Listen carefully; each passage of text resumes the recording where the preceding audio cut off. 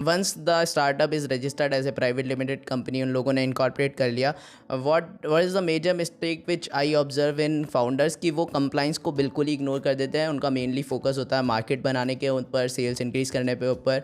तो ये जो कंप्लाइंस वाला पार्ट है वो बिल्कुल ही पीछे छूट जाता है, और जब सेल्स बहुत हाई पहुंच जाती है तो एकदम से लाखों का, इनफैक्ट कई केसेस में तो करोड़ों तक की भी पेनल्टीज़ डिपार्टमेंट के एंड से आ जाती है। मतलब कंप्लाइंस के पर्सपेक्टिव से फिर वो लोग फाउंडर्स को क्या चीज़ें ध्यान में रखनी चाहिए once the startup is registered finally? Definitely see company के इनकॉर्पोरेट होते ही हमें फर्स्ट मंथ कंप्लायंसेस करने होते हैं।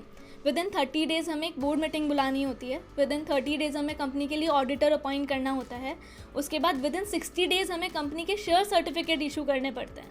एंड विद इन 180 डेज़ हमें कमेंसमेंट ऑफ बिजनेस फाइल करना होता है INC 20A में।